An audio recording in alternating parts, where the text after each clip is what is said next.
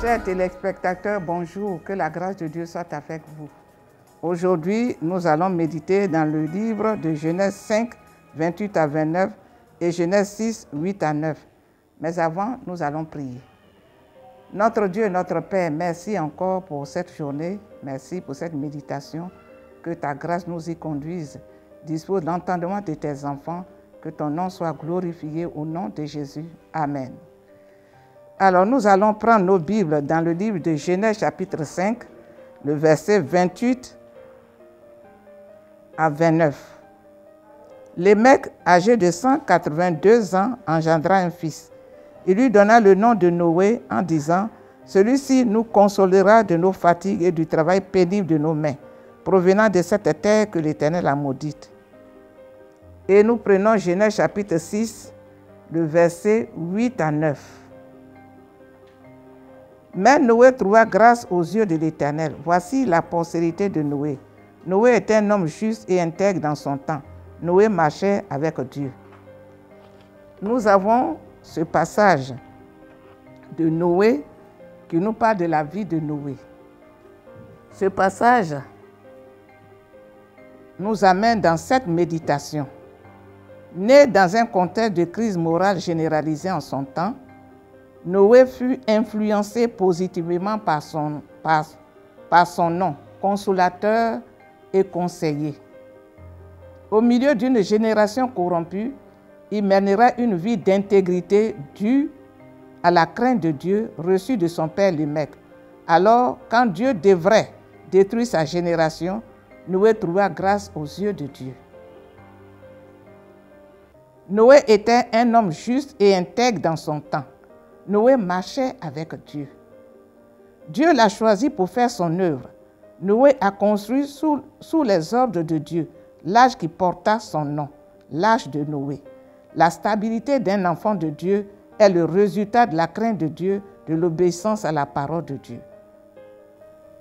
Alors, des amis, ce passage nous amène à comprendre que Noé, qui vivait dans les temps reculés de la vie, était un homme intègre. Il aimait Dieu. En son temps, la Bible n'existait pas encore. Dieu parlait audiblement aux hommes. Mais Noé était un homme qui avait entendu la parole de Dieu, qui avait reçu Dieu dans son cœur et qui vivait dans la crainte de Dieu. Il respectait Dieu, il honorait Dieu, quand bien même il n'avait pas la Bible. Aujourd'hui, nous avons la Bible avec nous, l'Ancien et le Nouveau Testament, qui chaque jour nous instruit dans la parole de Dieu. Mes amis, Noé n'avait pas la Bible, mais Noé craignait Dieu. Il mettait la parole de Dieu en pratique. Il ne jouait pas avec sa vie. Oui, la Bible nous dit que Noé craignait Dieu. Il était intègre. Comment ça se fait que nous qui avons aujourd'hui le Saint-Esprit, parce que le Saint-Esprit a été répandu dans nos cœurs. Jésus est venu, il est monté au ciel et il nous a envoyé le Saint-Esprit. Nous avons le Saint-Esprit. Et cependant, on n'obéit pas à la parole de Dieu, on ne craint pas Dieu. Oh, le Saint-Esprit n'était pas encore au temps de Noé. Dieu leur parlait, c'est vrai. Mais comme nous aujourd'hui qui avons le Saint-Esprit, Noé n'avait pas ça. Mais il craignait Dieu. Il obéissait à la parole de Dieu, à la voix de Dieu.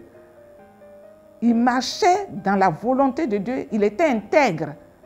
Qu'est-ce qui nous manque aujourd'hui pour être intègre? Pourquoi est-ce que nous refusons d'être intègres? De vivre comme Dieu le demande. De nous entretenir dans la vie de Dieu. De craindre Dieu. De même honorer le Saint-Esprit qui est en nous. Parce que quand le Saint-Esprit n'est pas honoré, il est attristé. Et chaque jour, nous attristons le Saint-Esprit. Pourtant, Noé était encore loin de la venue de Jésus. Nous, nous sommes proches de la venue de Jésus. Et on ne craint pas. On vit comme on veut. On pense qu'il y a encore du temps devant nous. Alors que les événements du monde nous disent que Jésus n'est plus loin. Il est proche. Il est à la porte.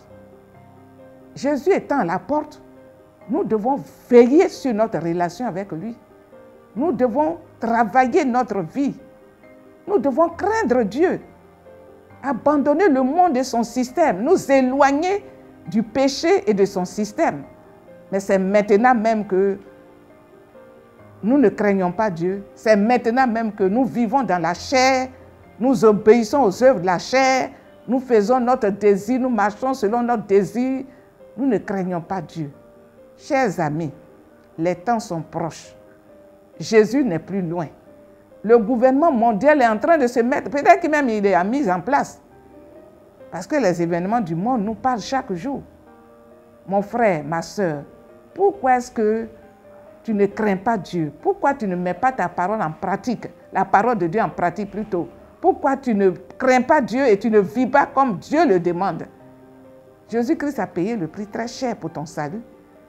Alors, regarde à Jésus. Regarde à Jésus à la croix.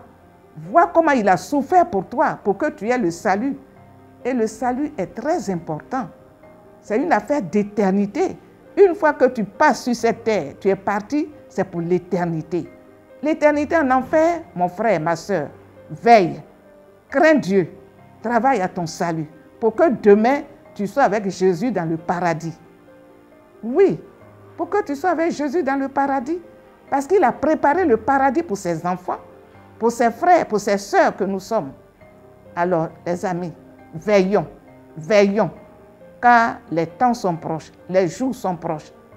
Oui, les événements du monde, à la télévision, sur les internets, partout, Dieu nous dit qu'il est là. Jésus à la porte. Vous voyez comment le péché augmente, même dans l'église. Le péché est là, les spirites sont là, l'église est infiltrée. Alors veille sur ton âme, veille sur ta vie, comme Noé. Crains Dieu, pour que demain, tu sois dans la félicité du ciel. Jésus t'aime, mon frère, ma soeur, Jésus t'aime. Alors travaille à ton salut et Dieu sera avec toi. Car sa volonté est que tu sois avec lui dans l'éternité. La ville que Jésus est parti nous préparer, la nouvelle Jérusalem, ça a été préparé pour toi et moi. Et il faut que tous les deux, on soit là-bas. Oui, il faut qu'on soit là-bas. En tout cas, moi, je veille sur ma vie. Je travaille à mon salut.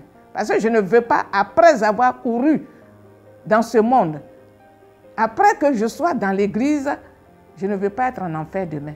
Et mon frère, Dieu souhaiterait que tu ne sois pas en enfer. Que le Seigneur nous bénisse. Nous allons prier. Notre Dieu, merci pour tes enfants. Oh, notre Dieu, permets à chacun de nous de prendre l'exemple de Noé, d'avoir la crainte de ton nom, parce que tu nous as tout enseigné. Tu ne nous as rien à cacher, parce que tu veux que nous soyons avec toi demain dans la félicité du ciel. Que ton nom soit glorifié, parce que tu bénis ton enfant, tu lui donnes la crainte de ton nom, parce que tu veux que demain il soit avec toi. Sois loué et glorifié, parce que tu le bénis et tu me bénis au nom de Jésus. Amen. Que Dieu nous bénisse, les amis, que la grâce de Dieu soit sur vous. Amen.